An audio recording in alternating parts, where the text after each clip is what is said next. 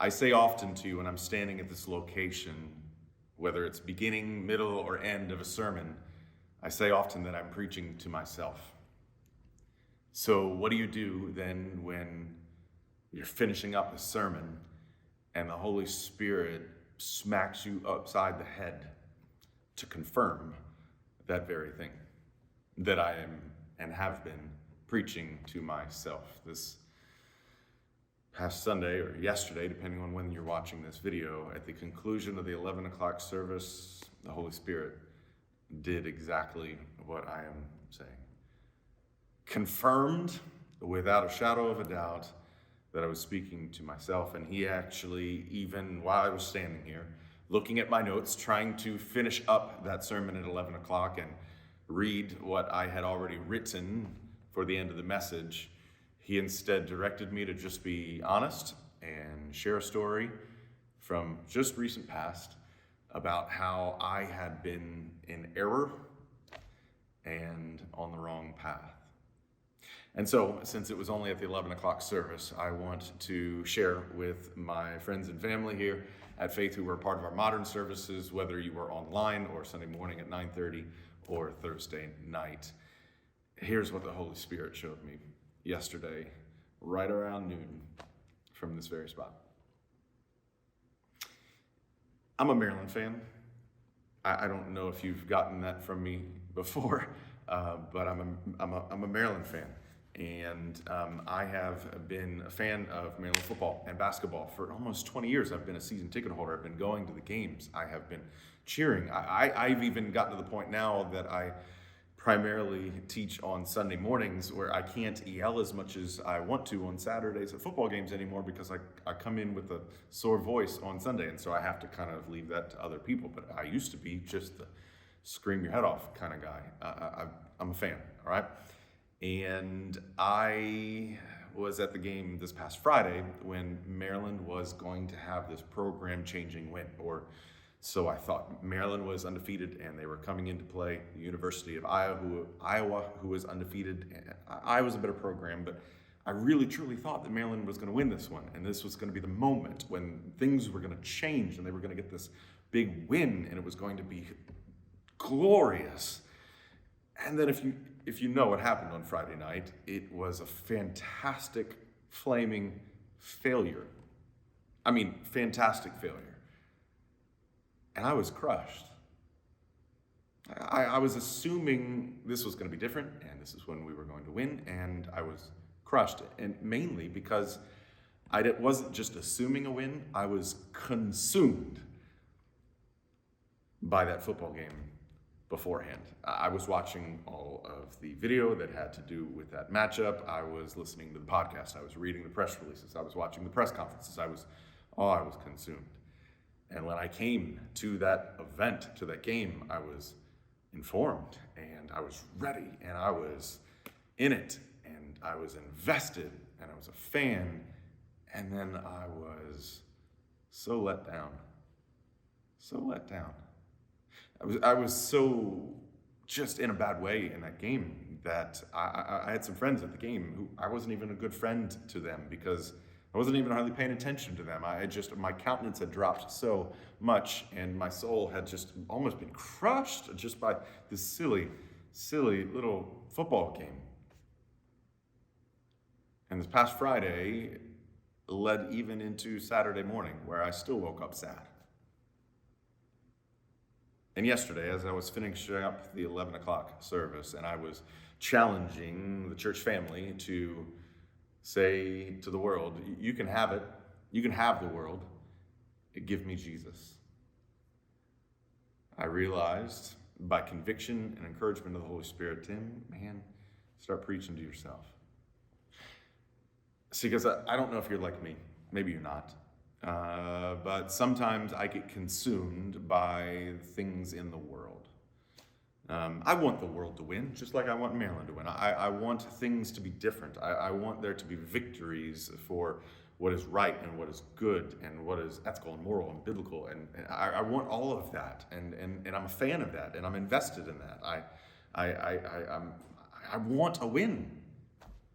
And sometimes I get so consumed by all of the talk and video and the podcast and the press leading up to an event, and I think, ooh, this is going to be the moment.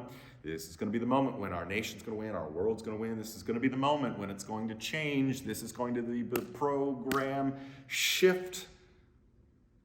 And then more often than not, flaming, fiery failure. And it's those moments when I assume that this is going to be the moment, it's going to change, and when my assumption is mixed with my consumption of all that is going on leading up to it, that my soul gets crushed. And like this past Friday, I get to the point where I'm in such despair. I even wake up the next morning after whatever event it is in despair. And that despair leads me to not be a very loving neighbor to my friends and my family. I wonder if you're like me.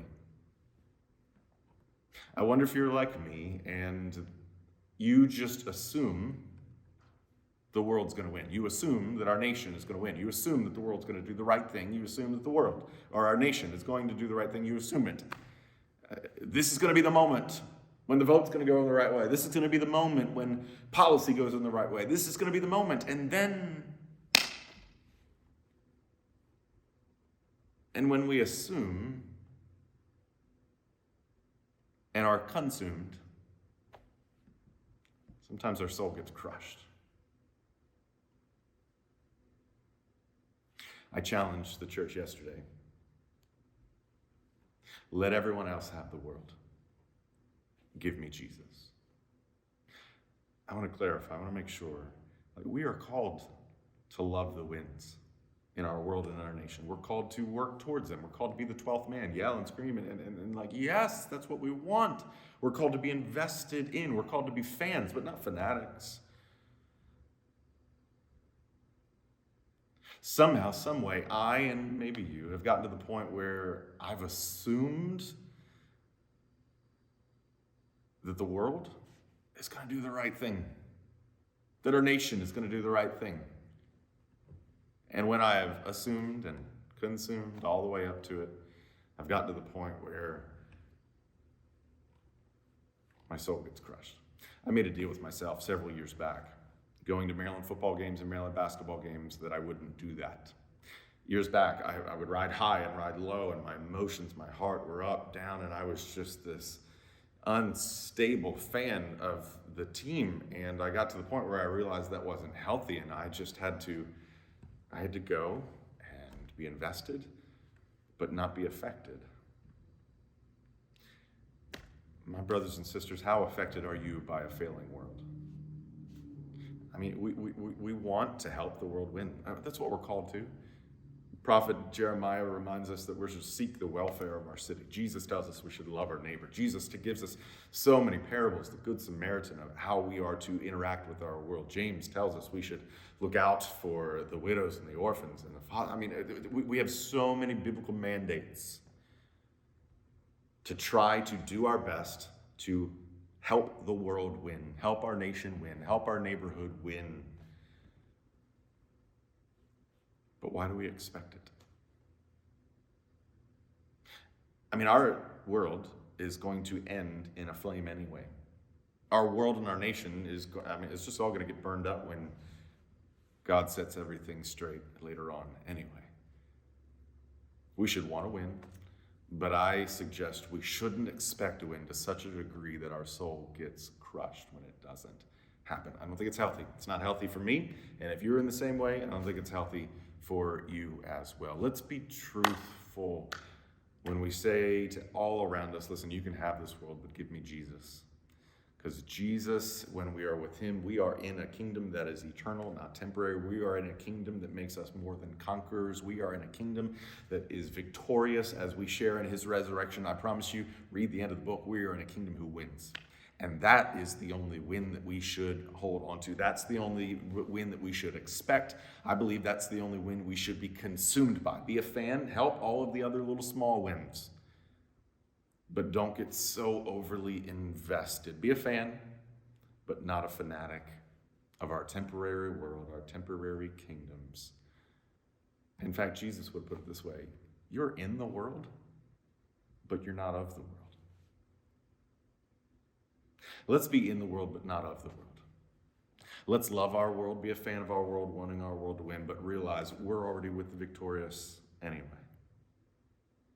If you're like me, sometimes we get that out of whack. Sometimes we're in an unhealthy way and our spiritual health rises and falls. Maybe this doesn't apply to you, but if it does, be encouraged and convicted by how the Holy Spirit spoke to me yesterday. I love you guys, and I pray this finds you well.